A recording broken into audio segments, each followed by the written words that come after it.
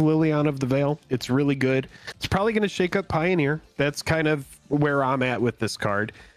This card has kind of been on the outs of Modern, which kind of says a lot about the power creep in this game. That Modern really is just like, can we play Liliana of the Veil? I see it in sideboards sometimes in some Modern decks. Yeah. But it just hasn't really been as much of a format warping card as it used to be. It used to be like a Jund staple. But also in Modern, Tarmogoyf has kind of been on the outs. So like if Tarmogoyf, because of cards like Fatal Push and, you know, all these different like Prismatic Ending, all of these cards that come out, I mean, it just powers up each format. So the fact that Liliana almost isn't fitting into Modern is crazy, but it is definitely, in my opinion, going to make some waves in Pioneer. Yeah, I think that is the most relevant piece of this, is that obviously in Standard it's going to be played, it's going to find a home. Pioneer, yeah. That'll depend on the cards around it. Pioneer, the card pool is big enough where it's definitely going to find a home. Maybe have a deck built around it if there's not already a home for it. But you know, this is a card that's been living in the $60 and $70 range just for base copies of it. Now we're looking at... It's a celebrity card. Right. We got showcase it's essentially version, like base copy here. This one's pre-ordering it's for like Julia 48. Roberts. Everybody's going to be excited whenever it's Meryl Streep, dude. It's just like, oh yeah, they're great in everything that they're in. They're just great.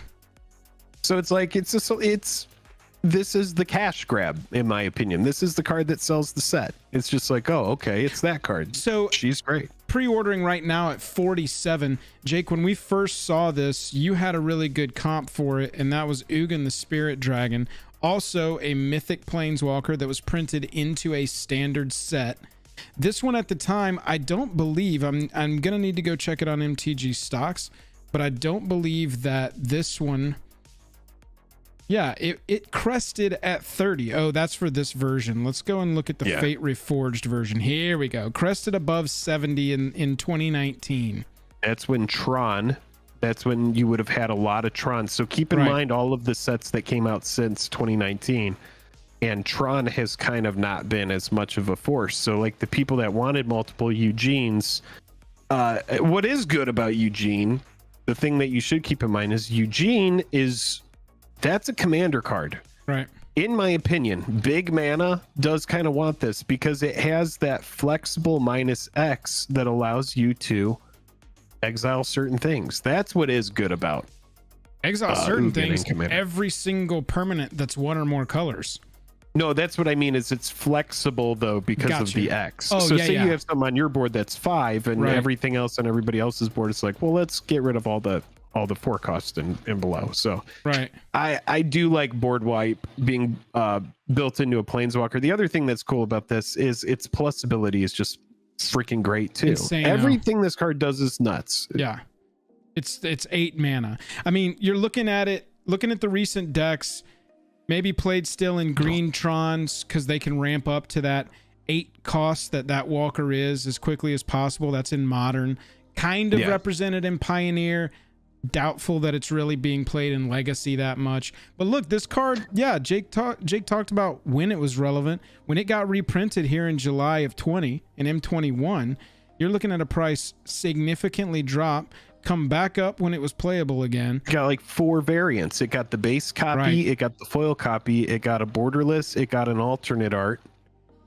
I mean, it's hard for a card to survive after that. When you print it in a bunch of different... Yep. M21 itself, if you want to count the pre-release card as a version, gave it 5 different versions. Obviously, you know, a lot of people There's a promo pack. Right. Nobody really counts the promo pack version or the preview version. But these 3, this is... Oh, man. Remember these times? It's hard for a card to keep its price after you print it that many times. And that's okay. You know, like this card doesn't need to be super expensive. Right. But look, it still holds over 20. And that's really the comparison that I want to look at, because it's a Mythic Planeswalker that was played and now has been reprinted with multiple versions. Look at this. Well, here, indulge me for just a second. Will you just look at the Modern top 8 metagame? Let's just look at, for example, MTG Goldfish. Yeah. And I'm pretty sure we're not even going to see Modern or Tron even in the top 8 anymore these days. Mono green is 4. It is 8th. Yeah, so Tron used to be a huge percentage of the metagame. And then when you had Modern Horizons 2 came out, Murktide Regent really took off. Hammer Time's been a thing. But like the only decks I can really see here that are like Affinity used to be such a big chunk of the meta.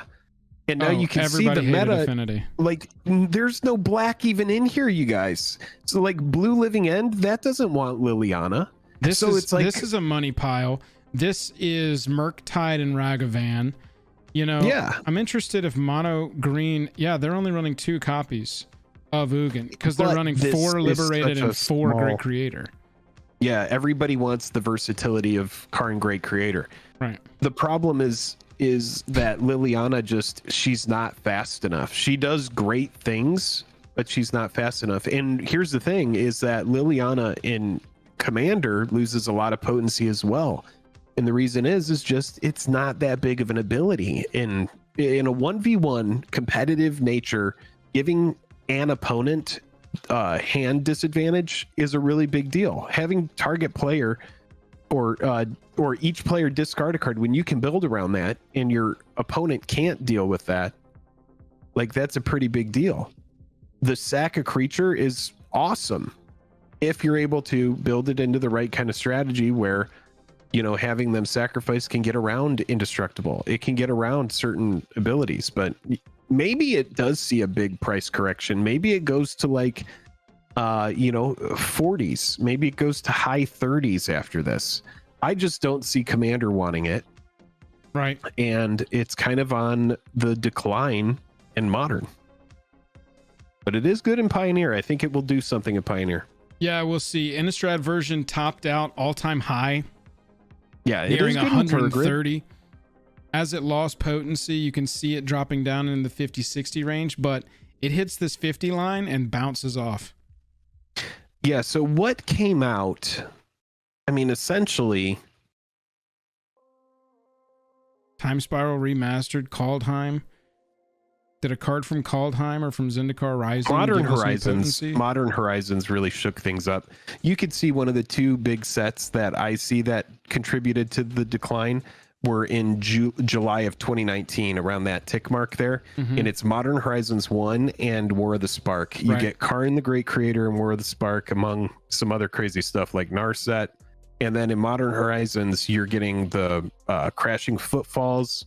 You're getting a bunch of new lands that became modern playable. Yep. You get Force of Negation. So yeah, I think that was it. And then it just really just kind of gets phased out. I'm not saying it's a bad card, and I'm sure that there's fringe decks that still play it. It's just not a big part of the meta. I want to check. Deathrite Shaman gets unbanned. Oh my god. Yeah. If Deathrite Shaman got unbanned, but that's the thing, is Deathrite Shaman is not banned in Pioneer, I'm pretty sure. We have got prices over on TCG Player. By the way, if you're going to buy anything MTG related on TCG Player, please use our affiliate link. Helps us out, helps the channel grow, helps Jake and I go full-time on this hopefully very soon. Over on TCG Player, Jake, the cards are all sort of, besides obviously the box topper and the Pro Tour promo version, which has just got a different symbol in his foil, I'm pretty sure.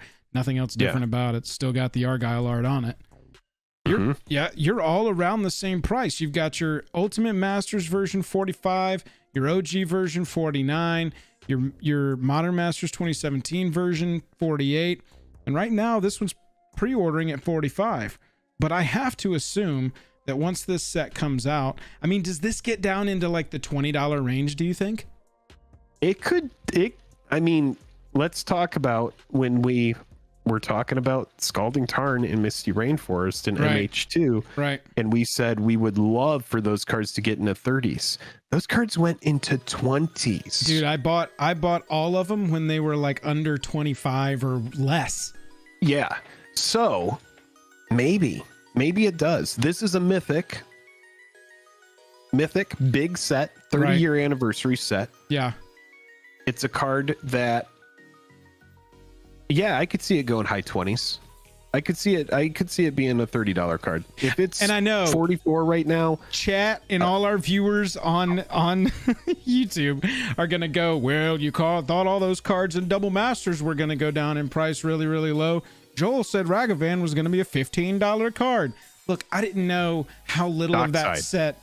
What did I say? you said Ragavan. Oh, the other. No, you said pirate. Dockside would hit 20, which was probably and definitely a gross overestimate estimation.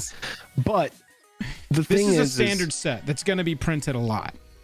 yes, it's going to be printed a lot. It's going to be opened a lot. There's going to be every variant under the sun of Liliana getting open in collector boosters. They're going to show up in set boosters.